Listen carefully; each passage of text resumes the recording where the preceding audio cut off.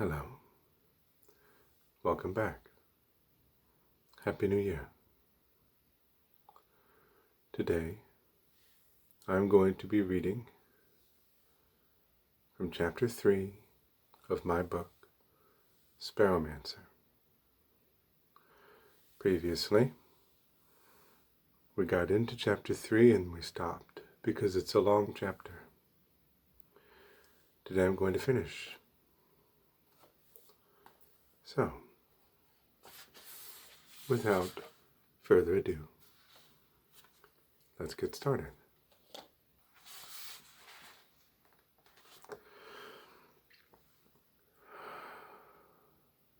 Sparrow went with the people to their headquarters. He learned on the way that they called themselves Rangers and that the towhead was named Rima. She acted like a leader. "This is Top, Leech, Apple," she said, pointing to the scaled man, the boy, and the woman with the cane gun. "And this is my brother, Rom." The man with the scar on his chin gave Sparrow a nod when Rima pointed at him. "We're from all over," Rima continued, "and we all got here different ways. Some good roads and some bad, you know." "I know," Sparrow replied. "All roads lead everywhere." Rima laughed. "I like that. I saw it on a plaque in a blown-out house," Sparrow said. "I've seen plenty of that," Rima nodded. "Most of my life has been in these ruins. Rom and I were born here. The thing you learn, or that I've learned, I guess, is that nothing is ruined, really. Ruined is an idea, you know? It only applies from a conception of good that's contingent on object permanence, as they say." Sparrow thought about that. It was in line with ideas he'd had himself. "If you think that," he asked, "then why fight a war?" "Well, I guess I'm attached to my own permanence," Rima replied. Sparrow nodded and looked down at the ground.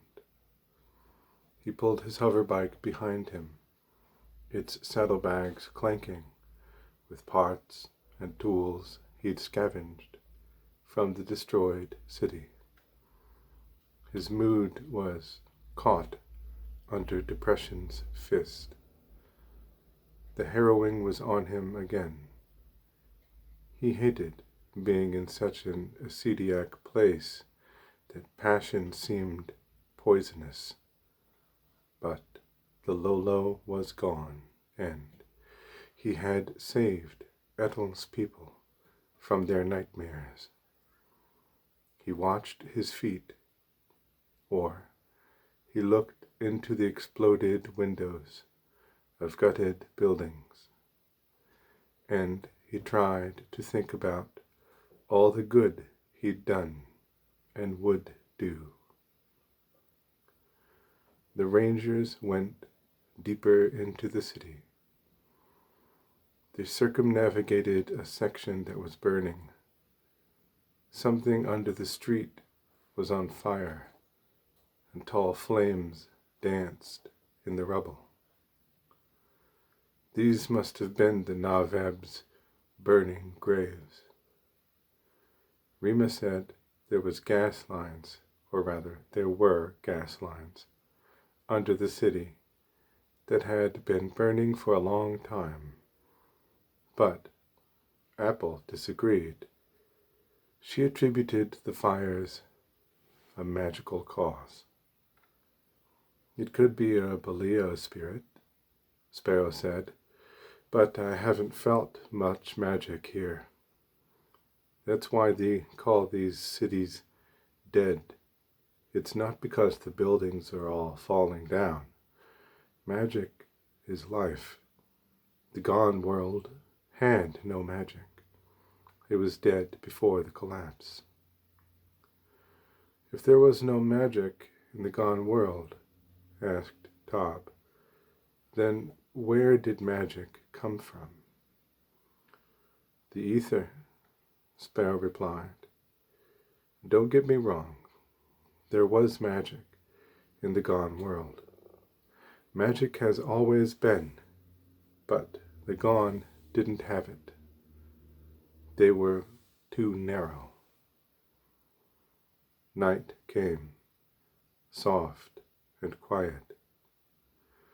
The stars watched the ruins like snipers' scopes, and no clouds moved across them. The city at night was oppressed in silence. Distant, soft sounds of metal slipping seemed as loud as Uncle's particle cannon. These noises were infrequent. For the most part, the ranger's way was as soundless as a meteor shower. They came to a place where corpses clogged the road, and Tob took a coat from a long-dead man.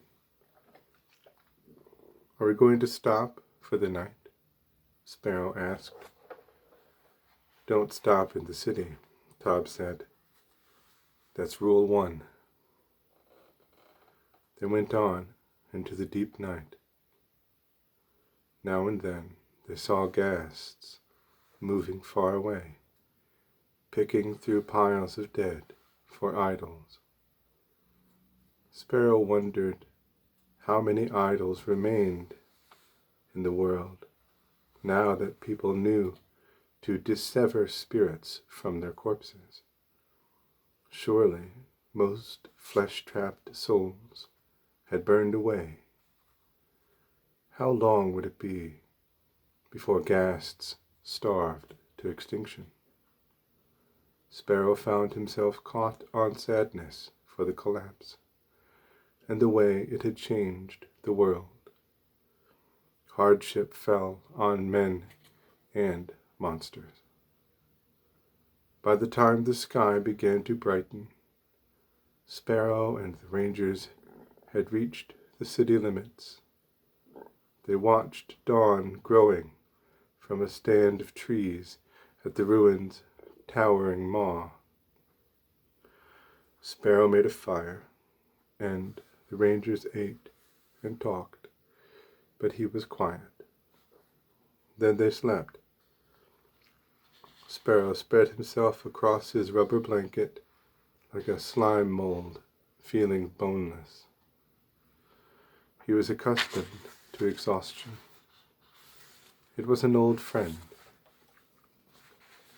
He slept deep in dreams of flowering skies and dusty seas until the morning of the next day. Then he rose, rolled his blanket, and found his dark mood withdrawing from him. In a clear violet sunrise, his malaise burned away like a flesh-trapped spirit.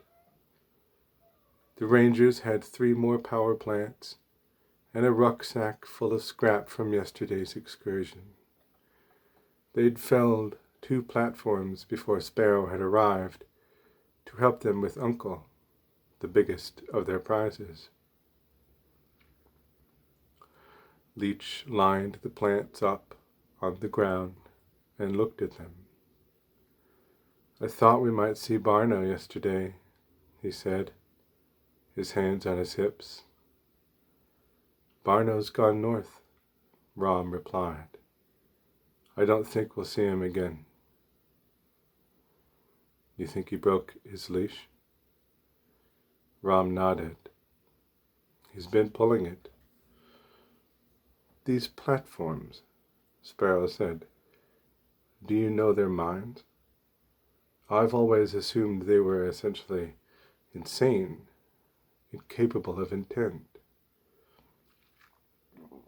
Some are, Leach explained, but some still have good AI. It's about half and half. Rima added, the best AI is tough to spot because it looks random. Sparrow took his knife from his saddlebag and began trimming hanks of his beard. They have guile? He asked. They do, Rima said. The smart ones do. Is that who you're warring with? Machines? Platforms? Thankfully, no, Rima replied. She cracked some eggs and began frying them on a fuel cell range. Sparrow remembered that he still had to put the backup cells he'd found yesterday into his CX-580. There's a group of apocalyptists who worship machines. They preach machine rule and they want humans to go extinct. We've been clashing with them for 3 years, and now it's gotten bad. They call themselves lots of different things, but we just call them clips for apocalypse. We make little nicknames for everything, you know, because it's cool. Clips, plats, plants, it's what we do. My real name's Emiliora, but Rima is cooler. What would you call me? Spare? My name is Sparrow. Birdman, Rima laughed. But Sparrow is pretty good already. Endworlder, said Tob. Sparrow frowned. I've heard that one before. From the Naveb. I'm Naveb, Tob said, pointing to the blue bead at his throat. I got kicked out because I like gone tech. I've heard they're afraid of machines, Sparrow said. I was brought up believing that the world went gone when machines turned against people, Tob explained. But now I've seen them. I know that's not what happened. Machines can self-direct, yeah, but they can only direct themselves to react. Making the world gone on purpose would have taken years of deliberate effort. They don't have that in them, not even the smart ones. Sparrow finished trimming his beard and then slid his knife back into his boot. He thought of the first Naveb he met. The Naveb want me dead, he told Tob. 4 of them tried to arrest me when I arrived from the desert. They blew themselves up with my one grenade. Now, I suppose I'm on the run from them. Tob made a thoughtful sound. They'll hound you, he said around a mouthful of beans and Rima's range-cooked eggs. Is that where you're going? Here? I mean, to the border? No, Sparrow replied. I'm just going. I'm a constant traveler. Do you think machines killed the world? Tob asked. Sparrow shook his head. After breakfast, the Rangers packed up and headed east. The country was dry and rocky.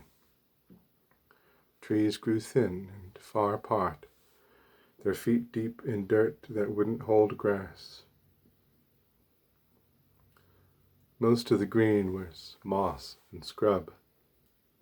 Far to the north, or rather, far to the south, a ragged line of red mountains marched east, away from the dead city.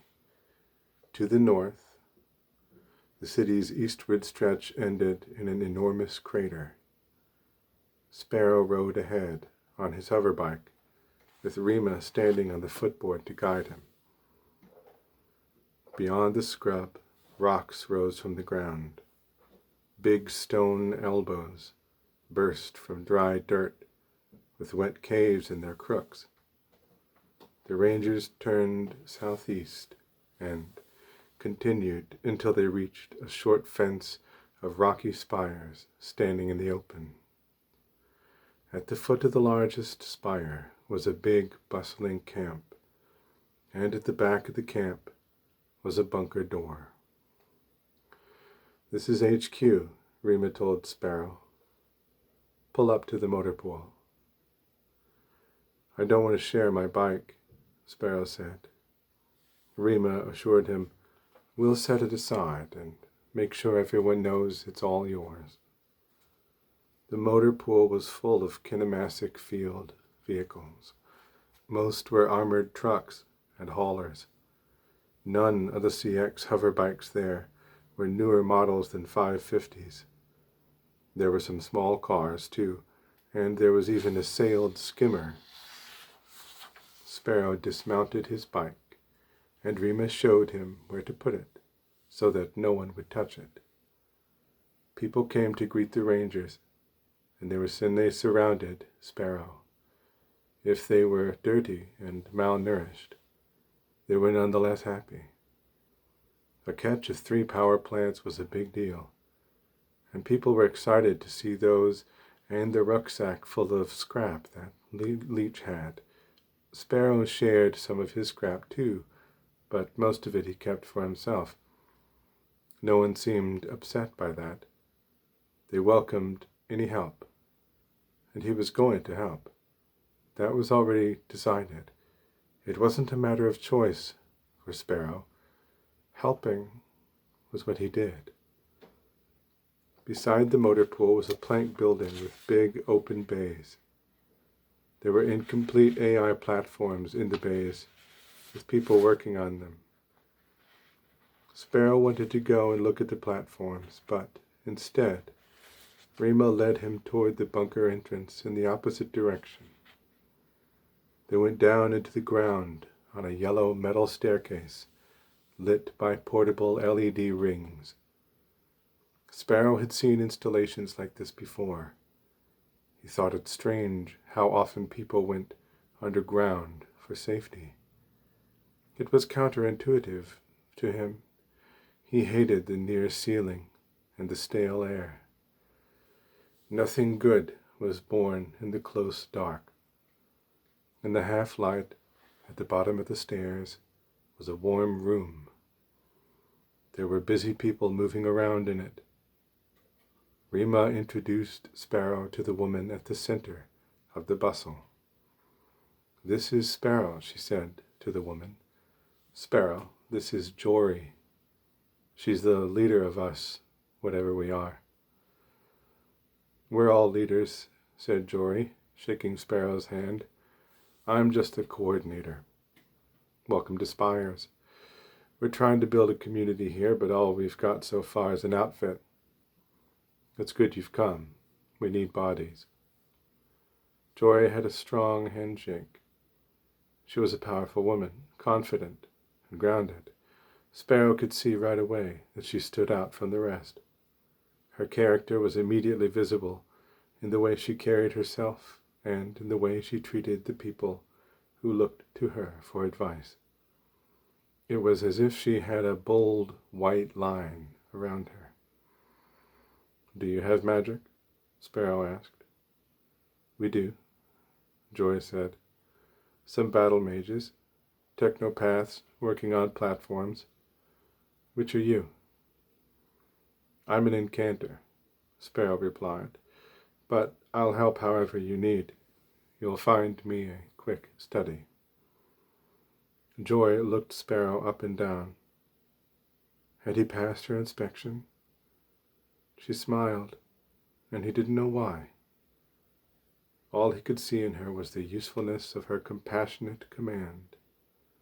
She would stand up for him and show him how to do what he needed to do. He was certain of that. "Was there something about Rima's Rangers that inspired you to pitch in, Sparrow?" Joy asked. "I don't rely on inspiration much," Sparrow said. I just help when I can. You're just an itinerant altruist? You could say that. Joy tipped her head. She moved her mouth and her eyes in an interesting way. Sparrow was compelled to imitate her facial gestures. He hoped she didn't see him doing it. If she did, she said nothing. Then I'll show you down the hole, she said. Joy led Sparrow down a long shaft that had been reinforced with rock bolts and welded mesh. She showed him an infirmary, an extensive mushroom farm, and the sump with its water purifier array. Then she took him topside to the barracks. The setup is temporary, she said. We're only soldiers right now. What we want is houses. Go in and claim your bunk. She pointed. Empty ones are near the front. Sparrow regarded the door to the barracks. No one was in there now. The camp had no reactor, so everyone was out working while there was still daylight. Sparrow remembered what it had been like, sharing a wigwam with a model. Is there any way I could sleep on my own? He asked Jory. Jory shrugged and tilted her head. If that's what you need. Can I ask why? Is it because you're an abject? I'm going to take a drink.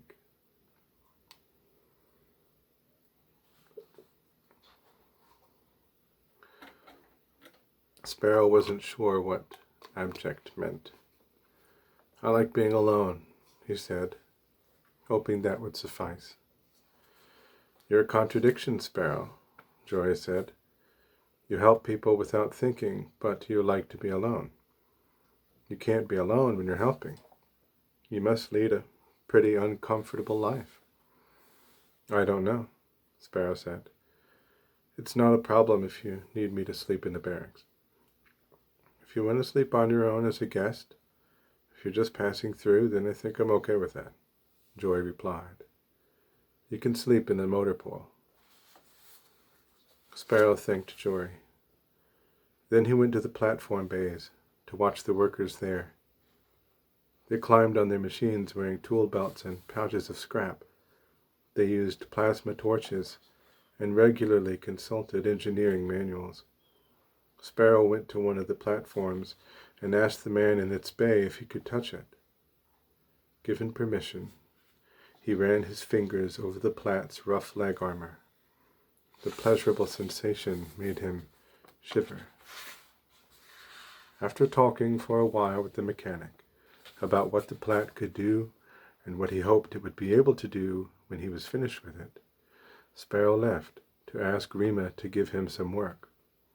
When he couldn't find her, he grabbed a broom and went to sweep the defac at the other end of the camp. At dusk, the inhabitants of Spires shuttered their mechanics' bays and locked up the armory and the motor pool. Dinner in the defac was meaty mushroom stew with canned vegetables and 3 crackers per person. Sparrow sat with Rima and Ram, with whom he agreed to go plat hunting again tomorrow. 2 men did KP, and then everyone retired to the barracks for the night.